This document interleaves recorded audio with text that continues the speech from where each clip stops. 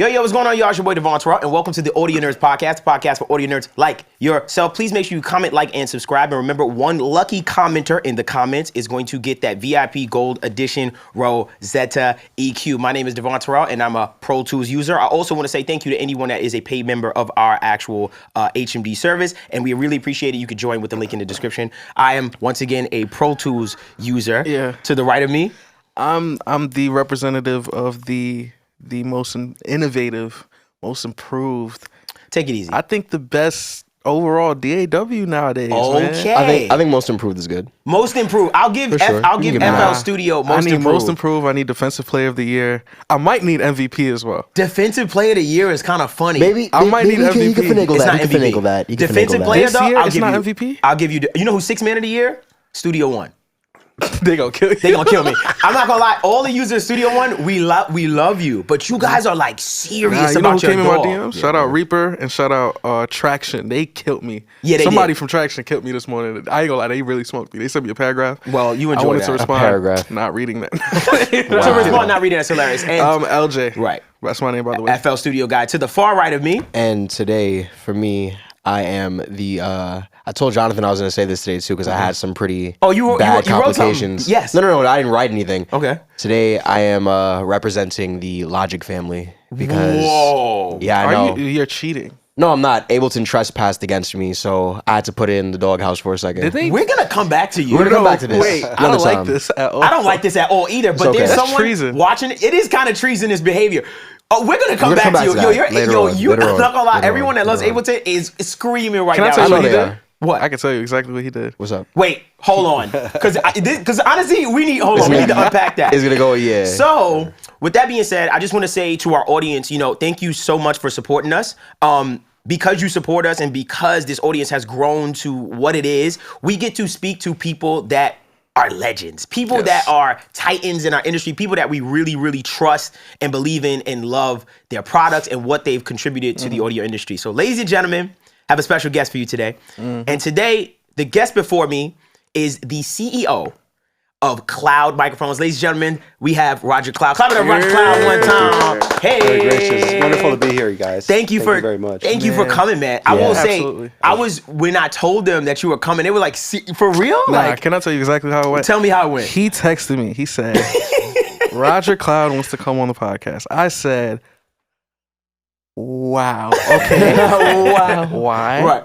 What clip did he see? Right. Did I was say like, something? are we? What happened? But stuff like that, it makes me say, dang, yo, we be chatting on this pod. Because I see a clip, and then in the back of my mind, it's a funny, like, goofy clip where we're just saying nonsense. Right. But then in the back of my mind, it's like, man, Rob Pappin could be seeing this. I might want to Right. or something Right. like that. So, Right. But nonetheless, we are very, very gracious to have you. Thank you. For sure. Yeah, man. Thank you very much. Yeah. How are you enjoying New York so far? Oh, we're having a blast. Good. It's been a great time so far. Good. I'm glad. And what I always like to start people off with is asking this one question. So you're a musician as well, which I hope people know, and you have a band as well. What's the name of the band? It's Cloud Painter. Liz Painter is my songwriting Got you. duo here. All right. And so we have some guys backing us up, and we're going to play a couple shows. Awesome. So being that you're a musician, I know this question is going to be relevant to you. So what I want to know is your DAW journey. So what I mean by that is I want to know where you started from a DAW standpoint. And we always get this laugh, right? Everybody goes, man.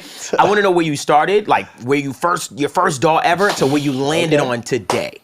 Well, the first DAW wasn't really a DAW. I mean, I used to use like the little Tascam Porta Studios with cassettes and stuff like that back a long time ago. Oh, yeah. I don't want to date myself.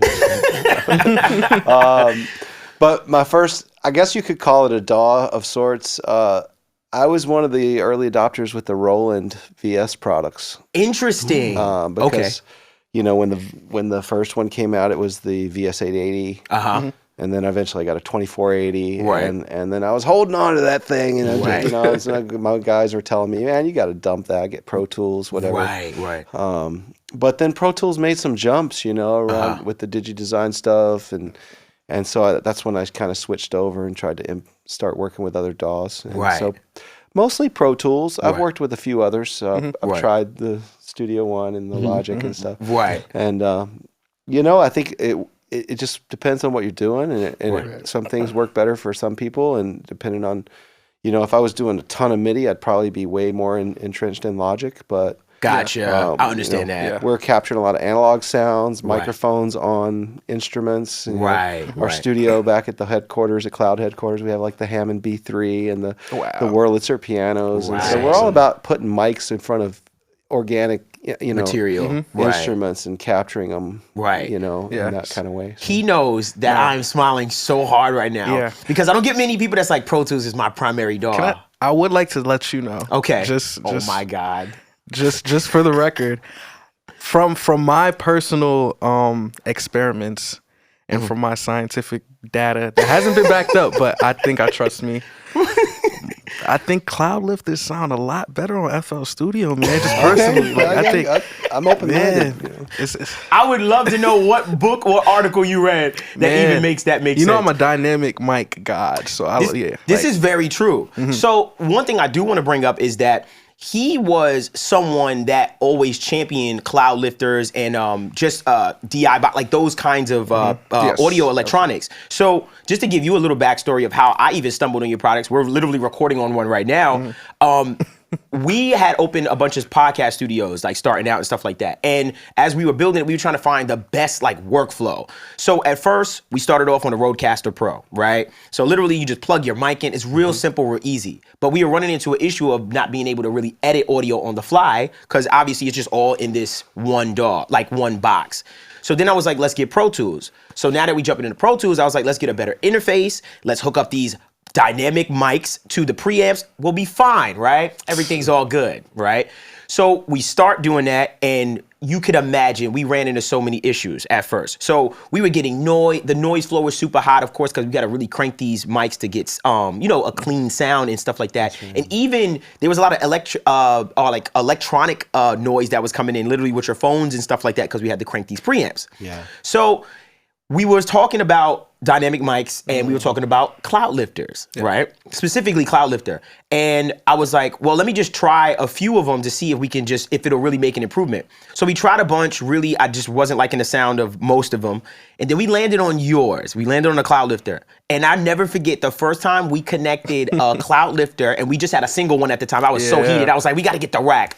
We had one connected to our preamp. And literally every problem we ever had was gone. It was solved. It was clean. We didn't have to crank the preamp and stuff like that anymore. It was really a game changer for us with everything. So it was funny too because I was there when that whole thing happened. Oh my gosh. Then I think 2 days later he brought the rack. Oh yeah. And I'll tell you, I've always used a Cloud Lifter, but my budget hasn't even took me to the rack section. So when I saw, I was like, oh, you got the deluxe edition Cloud Lifter. I didn't even know it came like that. Yeah, me either. Insane. Yeah. So I just want to say, like, really appreciate the product that you have created. Absolutely. It really is a problem solver. I've seen a lot of your material online as far as your company and stuff like that, even though I kind of know how, but how did you really stumble on Cloud Lifters and stuff like that? Because I know obviously you are big on the ribbon mic side, but nonetheless, Cloud Lifters, like why? Like what made you want to jump into Cloud Lifters and just that type of thing, the single box? Ribbon microphones really captured my heart and soul. Right. Being a musician, trying to record in a studio, and once I kind of stumbled on them and realized what they could do for the sound, the passion for that just took off, and I started trying to get different mics, but they all have the same problem: not enough gain. Right. Yeah. So eventually, I said to my buddy, we were doing a lot of repairs. We were buying up old ribbon mics, repairing them, and I'd keep 2 or 3 and sell 2 or 3. I didn't have a budget really, so I got a credit card and I bought some broken mics on eBay and we started fixing them, and that's how Cloud kind of got started. Wow. Was buying up old broken mics and trying to make them sound good again. Right. And after a while, I sort of realized, we should be making our own mic because this is hard. Like every mic has a different problem.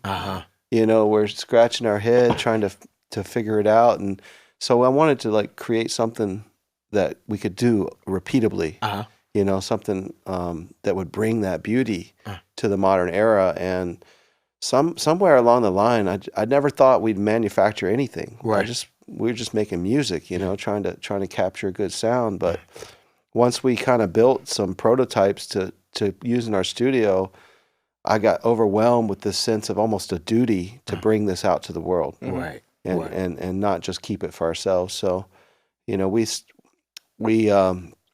made those mics, and I just, without any manufacturing experience or anything, just the will to do it. Right. We just decided to figure it out and do it. Right. And in the process, we realized, you know, these ribbon microphones are really low output. They're really hard. No one's going to be able to use them. Right. So we wanted to make an active circuit that we could put inside the microphone so that the microphone would be plug and play with your modern equipment. Right. So we really pushed ourselves on that because we weren't going to accept anything that wasn't like really good, really clean, super pristine. Right. And we tried a few ideas. One of the ideas was to eliminate all the capacitors in this innovative circuit, and we can get into that more later. Right. But we tried the prototype, and when we built the prototype of the circuit that was to be installed inside the microphone that we were very focused on, we put it in a box to try it. First. Just to try it. Because we didn't know what it was going to do. And so we put it in the box, and then when I plugged the mic in, I was like, wow. I had that same moment that you guys all had, you know, that wow moment. Right. And then I started plugging other mics, and I was, wait a minute. This is more than just for this ribbon mic. Right. And so it was like, I don't know, maybe 6 weeks or a few weeks before our first show right here in New York City at the Javits Center, AES, 2009. Wow. When we came and launched the ribbon mics. Right. Within a few weeks of that show, we put together our first Cloud Lifter. Box. And it was a 2-channel. Oh, okay. Most people don't know that the 2-channel was first. Wow, I wouldn't have thought that. I would have thought the 1-channel, like a singular 1-channel. It just so happened. But my thinking at the time, being esoteric and being a musician, was that this is so good, you're going to need at least 2. Right, exactly. Overhead, who knows? You know, like something stereo. I had no idea. Right, because we were doing a lot of, you know, I was using the ribbon mics for stereo overheads. Right. And so, you know, basically we came out with that. It was like right after the recession started in 2008 and 2009. Yes, it was a very challenging time for a lot of people. So the 2-channel Cloud Lifter came out first. It was just called the Cloud Lifter. Right. There was no CL2 or anything else. Right. But it was just called the Cloud Lifter, and we came out with that, and it immediately started taking off. Right. You know, the mics too, but, you know, people weren't really in the market for a microphone at that time. They were looking to save money. And what the Cloud Lifter did was it gave people an opportunity to get the kind of gain they needed without going out and spending thousands on a boutique preamp for their ribbon microphones. Right. And we thought this thing was, this is for ribbon mics. You know, this is for this is for your ribbons. Right. This is going to change the world, so everybody can use ribbons now. Right. And then it wasn't that long before people started coming around and saying, well, what about my RE20? What about the SM7B? Right. And we started seeing that whole thing happen. So I know it's kind of a long answer to your question, but I wanted to really give you the backstory. Sure, it deserves one. And so in about within a year, we launched in 2009. By NAMM in January 2011, we had the single channel available. Right. And that's kind of when everything really opened up. Really opened up for you, for sure. Him, LJ and I remember there was one time, or there's a few times when we were recording bass, for instance. Yeah. I noticed you guys have the Cloud Lifter Z, for instance. The Z and the ZI. The Z and the ZI. That's right. And I remember one time, it was my brand new studio. I just kind of started, you know, cracking it open and using it, stuff like that. And I realized we were turning up the pickup on the bass. Remember the bass would give us a noise? There's a song on the album that I did some surgery for, but there was a lot of noise in the bass because we had to crank it for the preamp. And I had a great preamp. I think I was running a Twinfinity 710 or something like that. Great preamp. But I quickly realized and remembered, oh my gosh, you know what would be great? A Cloud Lifter in between that path to give me that clean gain. Right. One question I wanted to ask you about that clean gain, right? It's fascinating to me because the idea of clean gain may be something foreign to people, right? Where in the sense of how did you figure out, or how can you kind of help me understand what clean gain is. Because when you put that cloud lifter on a microphone signal, I genuinely feel like I'm getting just more like power and more essence of the microphone, like cleanly. So what is that like? I know you mentioned the capacitors and resistors, which I know has something to do with that, just kind of that without that. How are you able to accomplish clean gain, and how important is that? Like, why is that so important? I know why, but you could definitely go into like details as far as why. Sure. I mean, it could mean a lot of different things to different people, but what I'm looking for is exactly what you said. And what we were going for is to get more of the actual microphone itself. Right. And not necessarily like one of the things that happens with preamps, even the really good ones, the more you crank them up, the more they have a colorization that happens to the signal. And sometimes you might like that color. That's good too. But basically, you know, preamps are most comfortable in their first like 2/3 of the gain range or 1/2. Yes, like a sweet spot. That's a sweet spot. So once you get past that and you start pegging it up to its upper gain range, then you start to get different kinds of artifacts. It has an impact on the frequency response, the way the microphone sounds. Right. It'll get more peaks and valley if you're looking at it on a scope. Right. Yeah. Right. You see the wiggly lines or whatever, right? Right. And also what comes up with that is you start to hear the actual noise of the preamp. You start to hear the sound of the capacitors and the components, and it starts to, in relation to the signal, right? So you get a certain amount of signal, and then there's a certain amount of noise. Right. And if you've got a strong enough signal, you're not going to perceive any of the noise. True. better, Right. And so what we're trying to do is give you more of the actual microphone itself, so that the noise is actually reduced Right. by the amount of gain that the cloud lifter is giving you. Right. And so that's how that kind of works. Because for me, with dynamic microphones specifically, we would have to crank that preamp to the max. And obviously, when you crank that preamp to the max, it is a ton of noise. I don't care how good the preamps are, to be honest That's with right. you. That's It really doesn't matter. A lot of times, even, you know, with the best preamps, I still feel like I need that gain stage in between to kind of pick up the actual sound. There's one thing that I feel like, and I'm gonna come to you. I know you got something. One second. Sure. It's just two questions I really want to know from him. There's something that you talk about, or that you made a comment about impedance.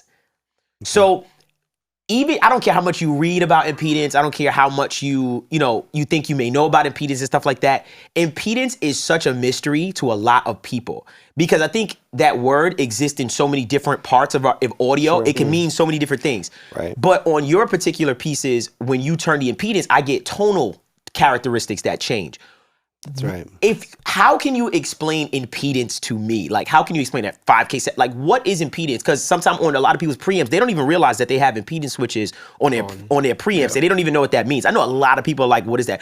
Can you explain impedance to me? Like, help me understand impedance? Sure. And if I could I'll try to take it to layman's terms and kind of expand out from there a little bit. Okay. Right.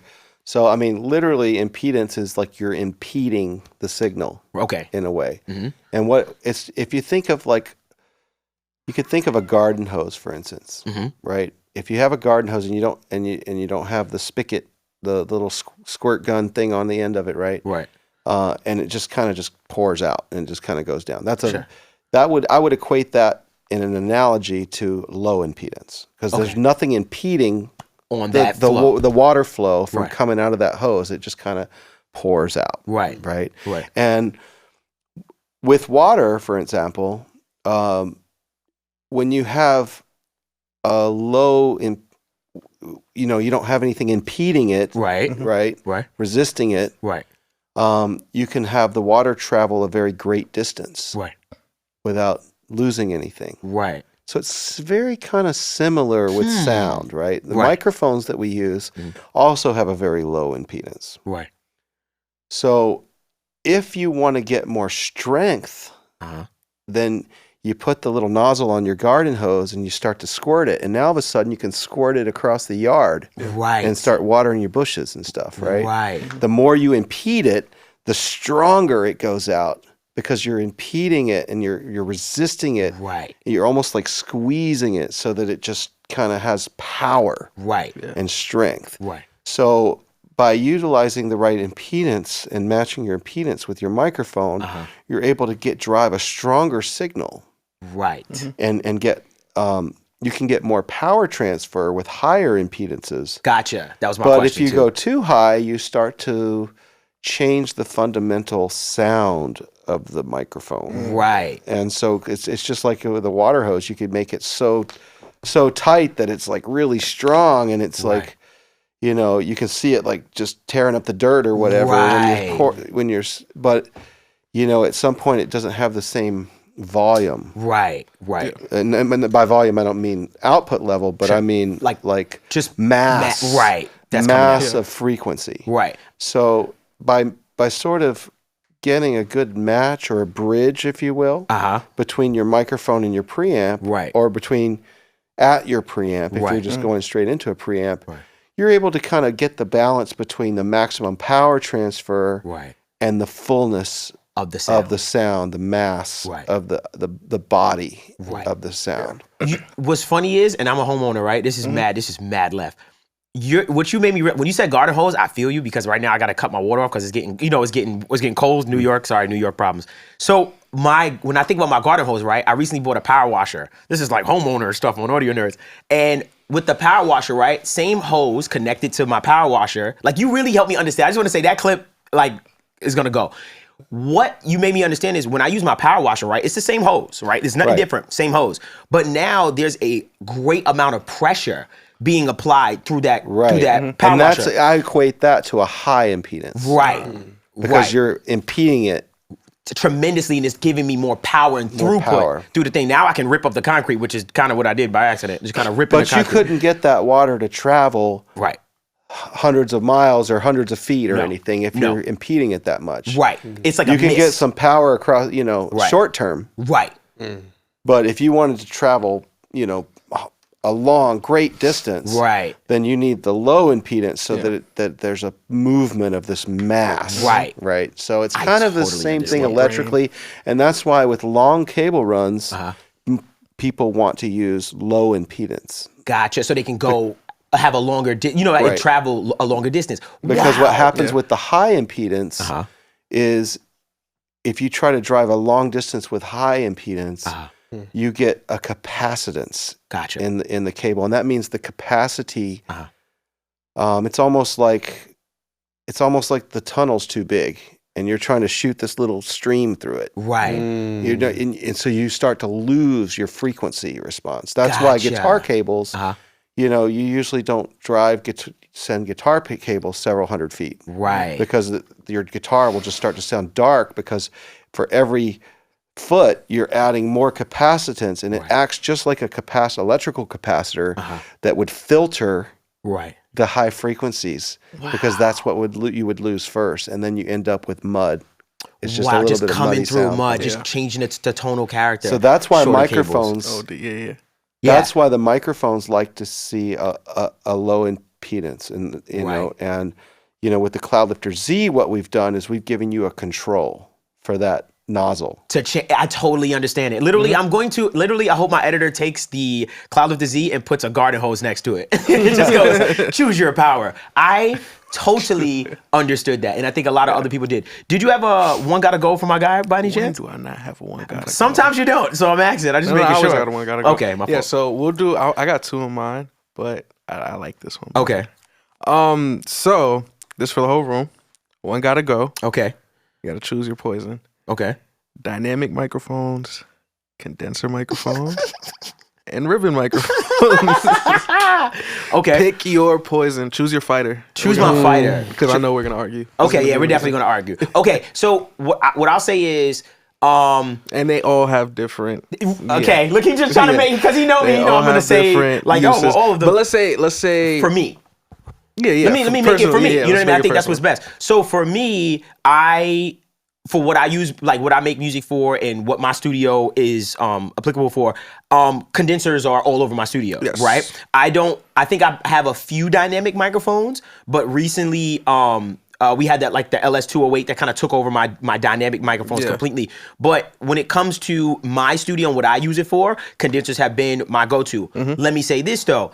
when it comes to just ribbon microphones in general, I'll be honest and say I just haven't had my hand on many ribbon microphones. Yeah. Because when I was in school, ribbon microphones were always like, be careful. It was always a very touchy, very delicate thing. Yeah. When I was in Full Sail, I did the cardinal sin.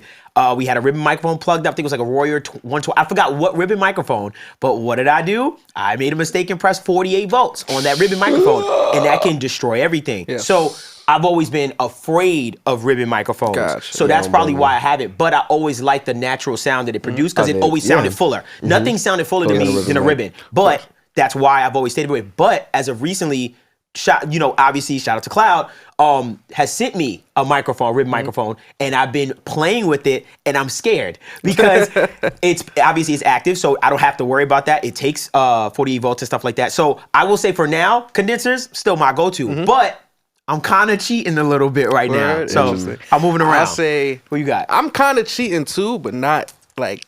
I know who your main girl is. Who my main girl? It's a dynamic. Come on. It's his main I'll chick. tell you, I was the guy who YouTube at 13 years old told condenser. Right. So I always got a condenser. Right. However, being in studio settings and when we get to scatting and stuff like that, we always would get a Shure. Yeah. Don't matter where we are. Everybody has a Shure. For sure. Yeah. Double entendre. Oh, double entendre. I'm sorry. I see where I see where he's going. Yes. I'm crying. So, I always was a condenser guy, and then my condenser had broke. I had like a cheap condenser. What condenser you had? I'm interested. It was Was it an Audio Technica AC 2020? Nah. Okay. I was making Never. sure. I think it was a Samson. Oh, the CO1? Yeah. Oh, classic. Yeah, The it poor was- man's it was- Neumann, as they called it back in the And day. I had the USB version. Oh, you was a different life. CO1U. Tough. Aaron Rodgers said. But yeah, that kind of left me. Right. And then I got the Neat King B. Right. But there was an issue with the shock mount was such like It was this a hassle. weird thing. Yeah. And then one of the rubber bands on the shock mount, which sounds crazy, rubber bands on the shock mount. But one of the little rubber parts on the shock mount broke, so I just like threw that to the side. And to this day, it's still sitting in my car. I'm saying mine too. Working well. Mine but too. Just, I'm not using it. Yeah, I because haven't been using can't it. find a replacement. Right. So I said, you know what? I'm not even a singer. Why am I about to drop $500 on a condenser when I got all these acoustic guitars and stuff? So I ended up getting like Blue has a little cheap dynamic mic. It was like right before the pandemic, so I was in high school. I didn't have no job. I was like, yeah, let me throw $50 at that and let me use it. And then I've been a dynamic baby ever since, man. I got my Shure. I got two Shures. Right. My favorite one to use is the MV7. Right. But that's the newer one, right? Yeah, it's like a little mini The version. mini one, yeah. But I love the Shure SM7B, and I think I'm about to switch over just to clear the clutter to the new DV, which is something we got to talk about. Actually, can I ask? Yeah, ask. All right, this could be messy. I got you. What you think about Shure trying to get the cloud lifters out the studio with the new SM7DB? Well, obviously, I love it. I mean, it was a collaboration with Cloud. So. Right. Oh, word? Yes. That's why I was laughing. So let me tell you this, Rodger. So he hit me, right? This is before we spoke or anything, a long time ago. I was like, why are they trying to do my boy Cloud like that? And he said, yo, Shure is putting cloud lifters inside their microphones. This is crazy. I wonder what Cloud thinks. And I was like, and in my head, I was laughing. I was like, yo, this is Cloud. I didn't know. I didn't even know. That's hard. But I will say, it wasn't, I didn't know, like, at first, we both didn't see, like, the whole thing with Cloud, with it being your brand, like, within those microphones. I didn't even see them together, but now makes me trust it even more. Of course. A little more, because now I'm just like, right.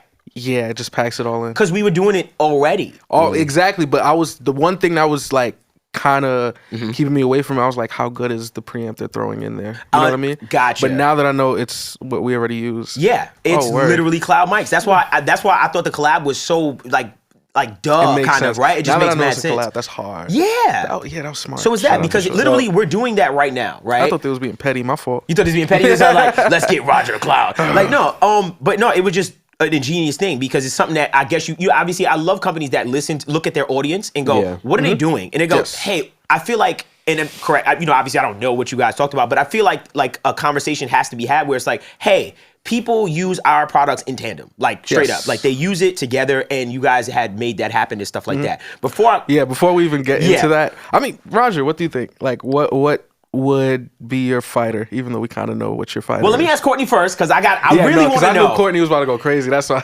I want to hear. Courtney, who is your fighter in this race? I'm not gonna do what you think I'm gonna do. I kind of sat there and I was like, I'm pretty sure they're banking on me to take the dynamic because of my reputation with Thriller.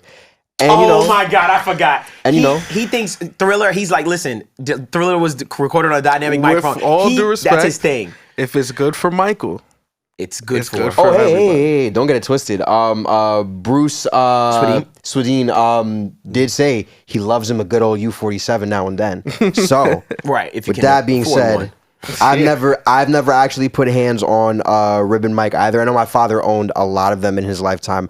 I just have not been able to like get my hands on and like actually like play around with one and see like how sound responsiveness and frequencies just like differ from condensers. Right. But I will say I'm a big fan of condensers. Right. Big. You're a condenser guy. I know that. Y'all like, you know what y'all like? Y'all like easier mixes. Y'all don't like really working hard for your mix. Wow. Imagine. Think about Imagine I don't want to work hard. Because can I tell you something? What? I'm gonna be honest. When I started using that Loughton, my mixes did get like my vocal chain got lighter. However, I liked putting the work into my vocal chain back when I had the dynamic. I knew my dynamic so well that when it was an issue, it was just like, yeah, let me use 4 plugins for this. I don't like having like 6 plugins in my chain now. Feels empty. You're the type of person that it's like, you like a little dirt. I want a little dirt on my stuff. A little bit. And that's fine. You can work harder. You can work harder. It's also like a convenience thing. Like, I understand. Yeah. Rear rejection. There's a bunch of different things. Exactly. Rodger, I'm going to come to you and I'm going to ask you, and I have no idea, but which microphone style between the condenser, the ribbon, or the dynamic would you pick, and why? Okay, so this is a complicated question. Yes, it is. And deserves a nuanced answer. Sure. So there are certainly different tools for different jobs. Right. And I'll preface it by saying that. However, I'll jump right to the ribbon mics here. There's something about a ribbon mic. It's the technology, inherently in the technology, it's very similar to the way our ears work. Yes, I've heard that. That's literally the tagline I've always heard with ribbon mics. So, please elaborate. Yeah. You know, we started making ribbon microphones because at the time we didn't feel that anyone was doing it like the way that we wanted to see it done. Right. You know, a lot of great microphones out there, and mad respect for everyone in the industry that's pioneered the resurgence of the ribbons. But the Cloud ribbon is a little different. It's more of a full frequency ribbon. There's a lot of myths around ribbons. Right. And I heard you talking about a little bit about some of your experience with the ribbons. Right. People are afraid of ribbons. And we're trying to take the fear out of this. Yes. So it's a beautiful, the ribbons are a beautiful thing. Right. Right. The element, the ribbon itself is basically very fine aluminum. Right. A sheet. And we hand corrugate it with, they're all handmade. Right. And it physically moves in a magnetic field. Right. With the sound waves, the same way that our eardrums work. Right. So it's incredibly natural, like almost more real than real. Right. There's a depth and a dimension to them that no other microphone has. Right. And I you know, a lot of times I talk about ribbon microphones and I say that they're almost like expert level microphones. But you shouldn't wait until you think you're an expert to try them out. Interesting. Because they require a little bit more audio engineering. Right. A dynamic mic, you can kind of just stick it in front of something and get it. Condenser, it's the same way, and it's just kind of in your face. Right. But if you just take a little bit of time to work with a ribbon and figure out, like, how does it work? How does the side of it sound? How does it sound at an angle? How does it sound if you put it a little further back? How does it sound when you get really close to it? Right. It has it's like I think of the microphone as an extension of my instrument. Right. Whether I'm singing or playing a guitar or a Wurlitzer piano Right. or miking a speaker, if you think of it as part of your instrument and learn how to work the mic, if you look at the videos of the golden era of recording, Right. the Billie Holiday days and Right. the Frank Sinatras and Elvis Presley and Right. all the iconic music that was created throughout Motown, Right. leading up to the 60s and the launch of the U-47. Right. Those people worked the microphones. Mhm. You'll see them swoop in for that little phrase, Right. that gives it that big depth, Right. and that music still stands up today. Test of time. Sounds for beautiful. Sure. Indeed. Yep. So we wanted to recreate the ribbon by keeping the ribbon itself exactly the same as it was in the 1930s and 40s and 50s. RCA. Right. That RCA style. Right. But then modernize everything else around it so Right. that it was ready to just plug in and capture today's demanding needs. Right. Exactly. Whether you're doing hip hop or classical Right. or rock and roll, it doesn't matter. Right. Ribbon microphones are going to bring something to your mix Uh-huh. that nothing else can bring in a way that's incredibly beautiful. Right. But you need to invest just a little bit of time in the education, and don't listen to these people that are telling you all these things about Yeah. how it's too hard. Right. It's not too hard. Right. What is it too hard to practice and work up your craft? Is it write your songs? Right. You spend all that and you invest all that into your art and your craft. Uh-huh. So I would encourage everyone to take some time, Right. invest it into learning about the ribbon microphones. Right. And I'm not just saying this for the benefit of Cloud. Sure, I think the Cloud's great, Mike. Obviously. I'd love to help It you out is. with that. But Right. honestly, we got into this because I believe that the ribbon microphones were the answer for the future. Wow. Mm. When we started this journey and we started restoring microphones and wanting to build our own ribbon microphones, it was because music had gotten to a place where it was a little bit harsh. It's come a long way since then. Sure. Yeah. Some of the converters are better now. There's Right. a lot of things have improved, but in those days, the DAW was still pretty new, and it was like the music just had a harshness. And when I discovered ribbon microphones, it was like I suddenly got religion or something. Because I was like, wait a minute, I've been doing it wrong the whole time. Right. And I have U47s and all kinds of crazy condensers and dynamics, and we have a pretty insane mic locker at Cloud. Right. And I love all those mics. And even when I do end up using those mics, I almost always end up blending it with the ribbon. Wow. Interesting. Yeah. For vocals, for instruments. Right. Because the ribbon brings something to the table that nothing else can do. No Right. matter what. They can't, it's just Can't not be there. duplicated. Right. It's just not there. It's just not there. Right. And there's something else there. And it's the way that the sound sits in the mix, in the speakers, and the way that it feels to listen to. And it has a naturalness that's it's not too aggressive. Right. But a good ribbon microphone is not dark. Okay. In my opinion. Thank you for, because I've always I'll tell you let's throw some how can I say, let's throw some myths out there, right? People always say like, oh, at 17K and above on a ribbon, it's over. It's not, there's nothing even there. Or they'll say ribbons are really dark because they're very remnant of how we hear things and stuff like that. I've always heard these things. So in the back of my mind, I've always, not saying stayed away from ribbons, but I've always just not been interested, right? Because no one's telling me the good. They're always telling me, well, these are the negatives. Like that's what I feel. I feel like ribbon, I'm not gonna lie, talking to you, I'm starting to realize, I feel like ribbons are the microphone that get a bad rap. Yeah, they but get they're bad really rap. good, right? Can I be honest? Be honest. It's like Spider-Man. I think, Mr. Cloud, I'd like to know, are you running for president or something? Because did he Nah, not back yeah, us? I'm not gonna lie. Honestly, honestly. And you can ask these He guys. sold me. I'm not No, gonna You for can lie. sure, ask for these sure. guys. I'm not easily influenced. not. I'm not.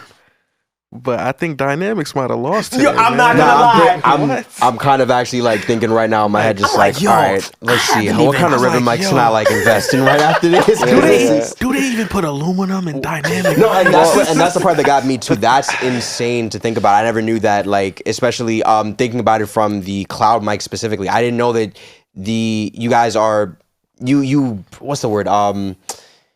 Engineered it to where again it's replicating in a sense how we're hearing things. Yeah. I can't get over that. It's That's scary. really Like insane. it's almost, I don't know. It just made it sound like He made it sound like this out of world. Dog. really Can I tell you good. something, bro? What? When I go to your house, I'm borrowing. You your are not version. touching that mic. It's on my stand right now, and I was using it. I started to use it, and I was like playing stuff, and I was like, What are we doing? Hold on. what's going on? And mind you, I got some great microphones, right? But I put it on, and I was just like, I'm gonna come back to you. Hold on. I like you right Because now. it sounded fuller. Like there was a fullness that was there that I haven't heard myself in. Right. But I don't like to make judgments so quickly. Like I like to record, like how I work with microphones and just new equipment, I record new music to it. And when I get to the mix stage, that's when I make my real judge. Like when I start to mix that sound and I'm noticing that things are falling into place easier or cutting through easier, that's when my brain goes, oh, this is it. Because to me, if I'm doing less in post-processing, better. You know what I mean? I just feel like I'm capturing it well and I don't have to do as much. And then I'm not tampering what was naturally there Right. in the first place. So I've always heard Well- with the ribbon microphones that it was emulating how we naturally hear sound and stuff like that. You was gonna say is. something? Well, there's a little more engineering to it. Sure. So it would really behoove people to invest in themselves by learning about the ribbons because of what that can do for their sound. Right. And it's not necessarily to the exclusion Right. of other mics. Yeah. And I don't want to say dynamics lost either because I've got times when that's what I need. Right. And I blend the ribbon with the dynamic sometimes on the guitar amps. That's the perfect sound. I Yes. never use a condenser on the guitar Right. personally. Right. I hear you. I mean, other people do, and they get a good sound. They've got U87s. their thing dialed in the way they Right. like it, and that's no judgment there, because everything's different. Yeah. And there's room for all of it, Right. and we need all of it. That's why it's all here. True. Very true. And there's different times when it's more applicable. The ribbon kind of brings everything into balance Right. in a way. So it's like if I'm using a condenser, sometimes I'll have the ribbon with it. If I'm right. using a dynamic, I'll have the ribbon with it. Sometimes I'll use the ribbon alone. Uh-huh. Sometimes it's one of the others alone. But Right. really the key, the thing about the ribbon, and I'll try not to go too long about this, but when you listen to the way that it captures sound like your eardrum, Right. Yes. and the please. placement of the microphone itself. Uh-huh. One thing that's nice about a microphone is you can just get right into it Sure. and then do it, and it'll sound great. Right. Condensers, you put them right there, and it's kind of got that in your face sound, Yeah. and that's really useful sometimes. Mm-hmm.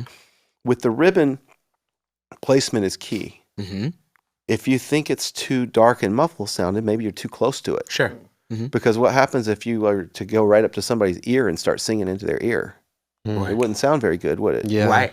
So what I do with the ribbon when I'm in the studio engineering is I'll listen to the source, if it's an acoustic instrument, a guitar, or whatever, Right. and I'll just kind of listen. I'll put my ear. Where does it sound right? Oh yeah, right. That's the spot. Put the mic there. It's perfect every time. Right.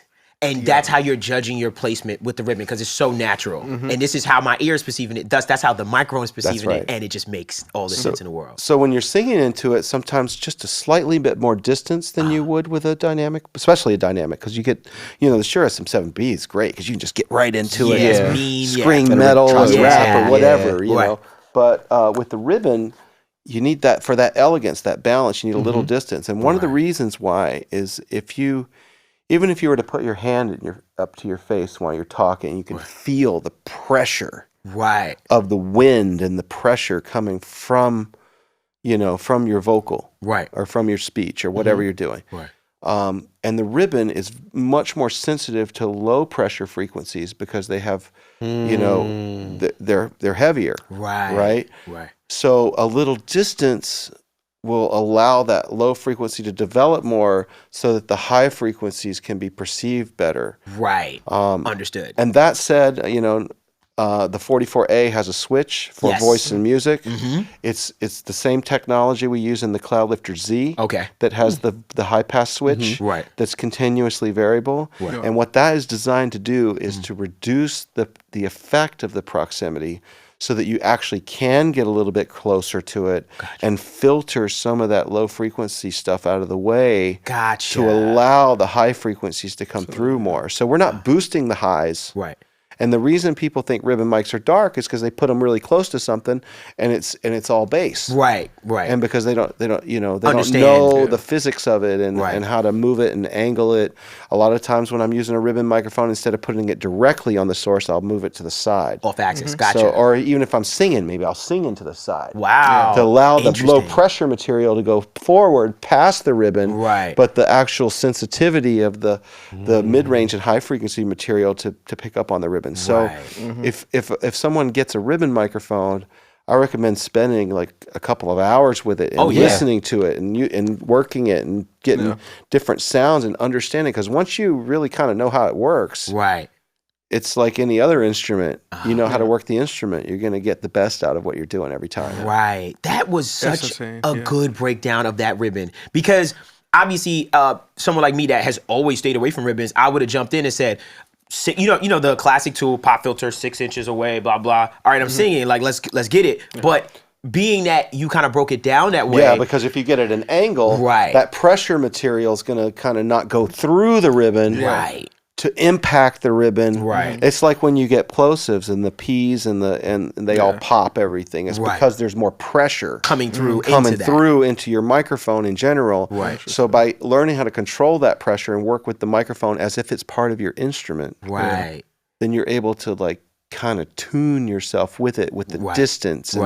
And if you go back and you look at those videos from the golden era, you'll see those singers doing that. I'll see things that I question from a stereo like mic, like like obviously like we have like the AB kind of setups or the Bloom line, but sometimes I'd see some setups and I'd be like, and I'd ask myself like, why did they do that? And it sounded absolutely amazing, right? So let me ask you this question. Let me just ask me this question. When you're saying that you like to blend the ribbon with other microphones, right? Say for instance, like you got a vocal. Are you taking the ribbon microphone and a condenser microphone and recording at the same time by any chance? Because you said you like to blend them sometimes. I do. We do that very frequently, and when and because of phasing and whatnot, I usually put the ribbon and the condenser right together. Like right next to each other. Because I don't want them to be out of phase with each other or partially out of phase with each other. And usually, honestly, the way we record, we have some really nice classic mics in our booth, and we're a little bit spoiled, I know. But we have our basic setup that we usually use because we have different singers that come through, and different singers are favored on different mics. Sure.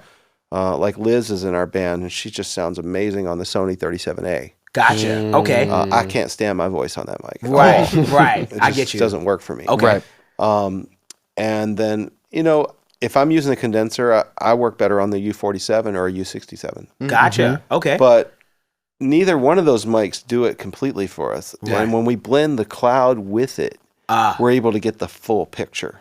Understood. More of that body and a little bit more of the air from the condenser. Gotcha. Now I can do it with the ribbon by itself. If I had to be on a desert island with one mic, I'd rather have a ribbon because ribbons take EQ very well. Right. And all that high frequency presence that people feel like they kind of can be missing sometimes. Right. That can be added back in. That can be lifted in post. Right. Really easily because it's all there. Right. It's just not there as in proportion. The bass is a little up. It's a little elevated in the bass, and you can kind of retilt the balance. Right. I totally understand what you're saying. I literally totally understand what you're saying because the information is there. It's there. Right. And that's why I like high passing on the way in and using the tools like the Cloud Lifter Z to high pass it or using a high pass on your preamp, rolling off a little bit of the low end so that you're making room for those other frequencies to come in. Right. Because the low frequency material takes your headroom away. It eats up your headroom. It's and so when you get rid of that, like with the voice switch on the 44A or using a Cloud Z to pull it out, it makes room for all that other stuff to come through, and you get so much more headroom. I can imagine. And when you're saying that, and you're kind of helping me understand, because say for instance, there's a microphone super bright, right? Like it's super bright, and I'm like, wow, this is amazing. And what I don't realize sometimes is that I'm lacking other things because that balance is so tipped. So in my head, you're starting to make me feel like, oh, wow, if I had a microphone that was literally just giving me the full image. It's kind of like taking 32-bit, or like, you know how we talk about even on our cameras going from 8-bit to 10-bit.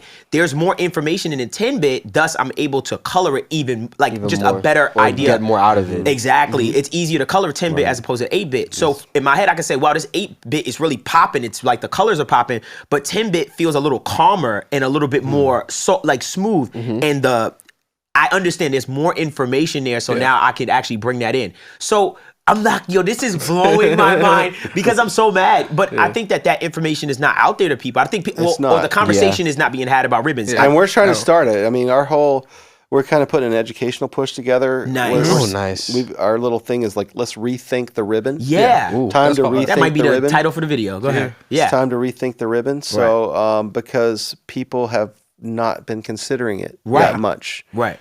And when they do, it's like, okay, let's stick a Royer on a guitar amp, and that's great. That's a classic move. It's a classic move, but there's so much more to it Right. that you can do, and it's about having the right mic and knowing how to use it. Right. And it's worth it. It's just totally worth it to get in there and invest the time and learn how to use it, because the result that you're going to get is so powerful. Right.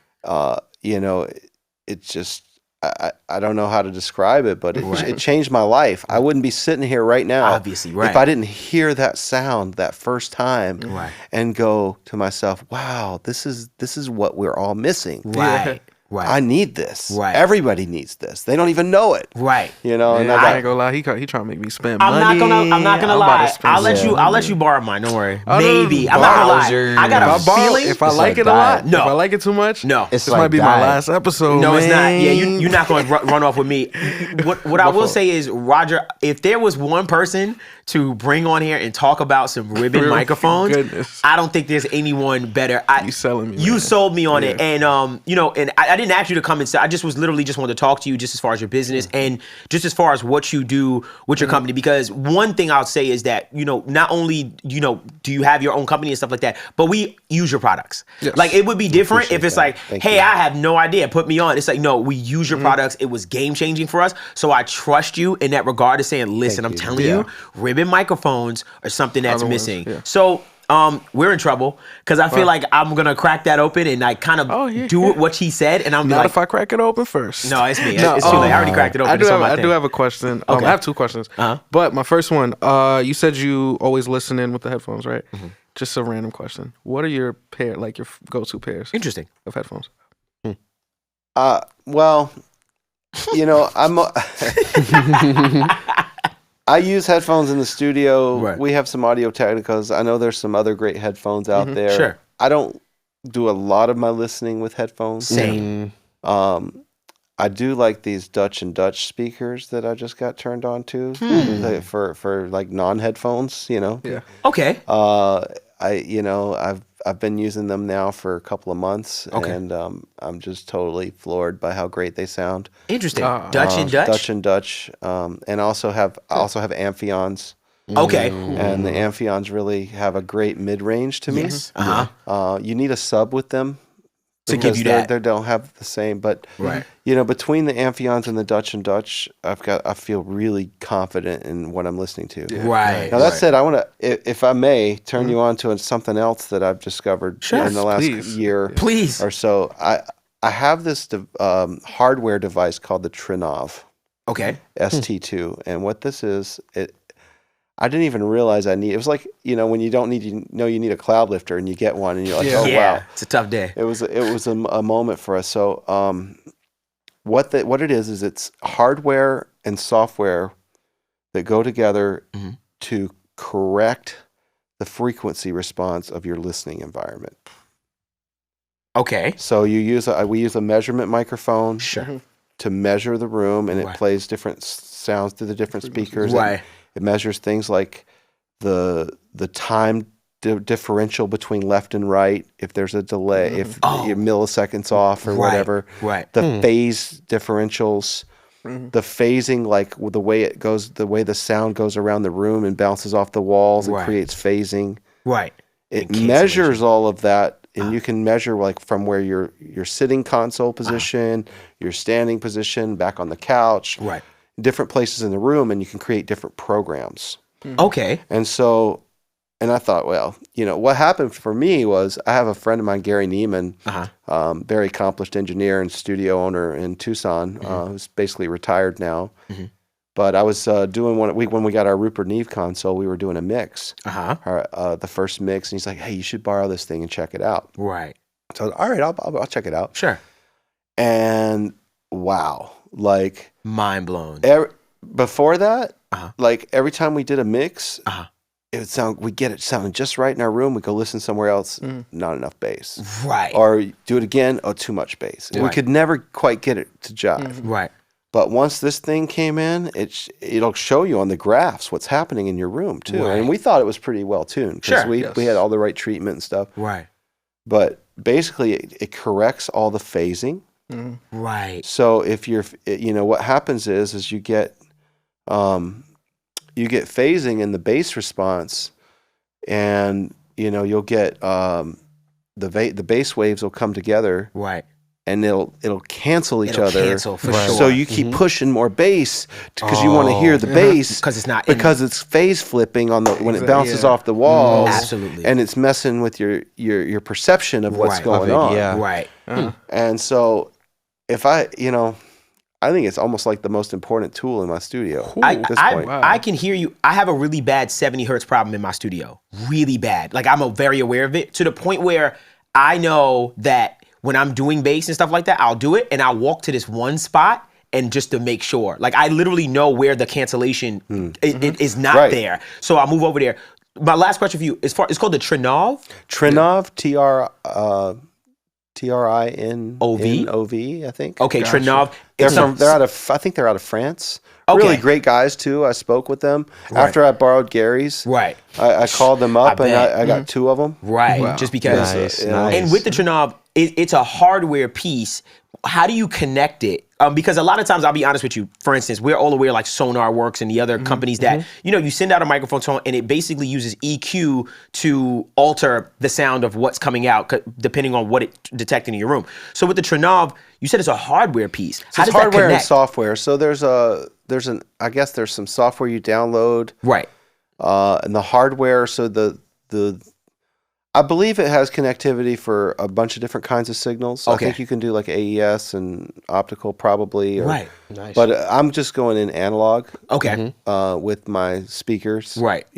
On the way to the speakers. Oh, and then it goes through that, and then the hardware does all the corrections. Right. So basically what it does is it I can't remember. I think my right speaker might have like a 7 millisecond delay from the left. It figures all that out. Wow. And it makes everything slow down to the point where the last thing where it's all together. Right. So there's no phase differential. There's no time differential between your speakers. And once everything's jiving, and you can hear it. I mean, you turn it on, you bypass it, and it's like, whoa. And you put it on, and it's like, wow.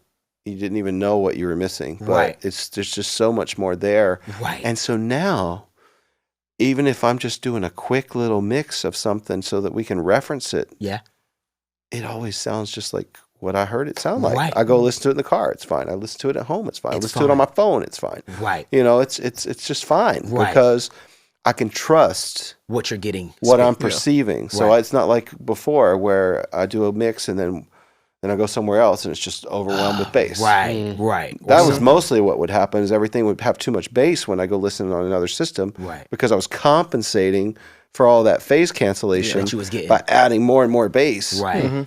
And so, I just want to tell you guys about that. I love those guys at Trinov. I'm not, okay. Awesome. I just tell people about it because I like the product. Yeah, obviously. That is amazing. Is amazing because I'm not gonna for me, sometimes I'll feel that millisecond difference because obviously I'm not perfect when I place my speakers just right in the listen position, and sometimes I'll feel a little bit of that phase where the stereo image feels a little funny to me, and I'm like, let me back this speaker up a little bit, and I'll be like, oh, there it is, and sometimes that happens. So the fact that I'm able to have the software analyze, take my speakers, plug it into the hardware, and it correct everything. To me, that's what I would go for instead Instead personally. of, yeah. Instead of Instead of, EQ manipulating my actual output. Which is no shot to Sonar Works, but it's just isn't. like it's a very, to me it seems like a more foolproof like process. Yes, you're affecting because you're playing with timing too, which I'm sure they do. Exactly. But Yeah. the fact that it's literally sound that's being processed in an analog domain, like that's what's really making me go, oh, I got to try this out. But tough. Rodger, I just want to say myself. Wait. Okay, sorry. I got one last. Okay. And I want you to be very, very, very brutally honest with this answer. Okay. Okay? I better get a Do you drink of really water think for Pro Tools is good? No, I'm kidding. All right. My question is, do you think, and I'm sure the answer is no, but to what extent, do you think that emulations of ribbon mics do it justice? I mean, I've never heard that, but you know, Right. Like the software emulation? I don't think, you know, it's just like, so I love all the software and all the plugins Right. Yeah. and the emulation of classic gear. Right. And it's its own thing. Yeah. And it's a good thing. Yeah. Right. And I think I'm glad that it's available to people. They can use it. I hope that it helps their mixes and their music. Right. But there's never anything like the real thing. Right. Yeah. I could imagine. And you know, honestly, Yeah. when you asked that, I was like, hey man, you know he loves ribbons, Relax, man. You know he Yeah. loves I mean, the ribbons. it's not man. just the mics No, and but I stuff, understand too, though. because it's good You know? it's good to hear that because I know, you know, the emulation game it runs rampant. We all know it's everywhere and stuff like that. So I do respect it. Yeah, because with ribbon, a lot of what I took today was, it sounds corny, but like an experience type thing. Physical, like what you're able to do with it physically. And you physical. can't really emulate something in a physical sense. Yeah. Right. What's captured. digitally. Right. But, Exactly. Yeah. I Yeah, just wanna because say it's that. more than analog. It's physical. Yes. Right. It's right. it's your actual sound waves are vibrating on this piece of aluminum Right. that's in a magnetic field. Right. It's the so dope. simplest technology crazy. Right. ever created right. in a way, Right. but it's genius. Right. Yeah. You So know, cool. and Courtney if you sliced have, bread. if you ever like have any doubt about how good a ribbon microphone can sound, I would encourage everyone to go listen to some Jimi Hendrix Cool. Right. with his ribbon mics on his guitar amps. 'Cause Right. He always used M160s. Interesting. Bare, little bare ribbons. Right. Go listen to some Led Zeppelin. Listen to John Bonham's drums. Okay. Look at that. Go listen to some Nina Simone and some Billie Holiday and some Frank Sinatra and some Elvis Presley and some Miles Davis and some just go on and on and on. Right. And then come back and tell me if you like the way ribbons sound or not. Yeah. That's what I was suggesting. Right. Come on. Well, I'm gonna put it Well, on we some. can leave it I'm there, gonna put it right? on some Devvon Terrell vocals, and I'm gonna let you know my own vocals, and I'm gonna let you know. But Rodger, thank you so much for the information. For real. Yes. You know, obviously, you know, cloud microphones is something that we personally use and stuff like that. But nonetheless, I really wanted you to hear because I wanted to pick your brain. You know, as someone that's absolutely. been here for so long doing music, obviously you're a musician yourself and everything like that. It's really powerful for me to just be able to talk to someone with experience. And I think on this podcast, as far as our listenership, I think we completely opened the floodgates to, hey, what about them ribbon microphones? Yeah. And I'm talking about for me personally, I think people can sense that too from us. Like, yo, like I didn't know a lot of those things. And if you did know, then I'm mad you didn't tell me. But I appreciate you for being here. Thank you so much. One time, clap it up for Rodger Cloud. One time, Thanks, you guys. giving us so much Appreciate it. game Thank and you just so so much much, man. information. Is there anything that you guys have coming up next or anything like that you want to let them know? Please say your @ name and your like where are you guys at? Like Okay, well, social yeah, media. of course, we're Cloud Mics is on Instagram. Okay. It's at Cloud Mics. We're even on TikTok now. We've got Nice. Facebook, Right. You know, all that kind of stuff. Right. We're going to be at the AES convention next week at See the you Java guys. Center. Yes. So we have a booth there. We have a podcast area at our booth. So Nice. Okay. if you guys want to come and have a podcasting moment, you can do that. And We'll come through. We'll, you well, can let's do figure your that out. little show course. report from there and just Yeah. give you Absolutely. the files and you can come and use it. Awesome. Let's do that. That'd be Live awesome. pod And- from Cloud. You know, we're just happy to be here. And Right. you know, a lot of times I go on these things. I don't talk a lot about ribbon mics because we're always talking about the cloud lifters, and, Right. and I'm so glad that that's helped. Yes. Gain staging is equally as important, as you guys know. So, Yeah. but it was great for me today to be able to just share my enthusiasm and passion for the ribbon mics. Yeah. They really changed my life, Right. and that's why Cloud is here. is because of how just they just spoke to me. Right. Like it's almost like it brings the soul of the music out in a way, the spirit in a way that nothing else can do. So I appreciate you letting me talk about that and sharing in that enthusiasm. Yeah. But I think it's great, Devvon. You know, LJ and Courtney. Brother Courtney. Yeah, I really here. appreciate you guys. Yeah. It's been real fun coming down. A lot of fun coming down here, and I hope you have a beautiful studio here. So thank you. I appreciate it, man. It's an honor to come and be on your show. Thank you so much. And once again, thank you for being here. And trust me when I tell you, everyone can feel your passion. This is going to be all over our internet and stuff like that as far as everything to that. So I'm really excited for people to see this because I think it's really important also. So this has been the My Audio Nerds podcast, the podcast for audio nerds like yourself. Remember, please make sure you comment, like, and subscribe. Please let us know how you feel in the comments. I'm really interested in the comments section of this one. And you can also join our paid service on the other side. You can join with the link in the description for more episodes, behind the scene content, and a bunch of other perks, even money in the store if you want it. Rodger, again, thank you so much for being here. I know this is going to hit a lot of people, and I just want to say thank you for everything. And you are Audio Nerds approved. You are family here with us, sir. and we thank you for coming by, man. Thank you very much. Yep, no My problem. pleasure. Peace, y'all. Peace.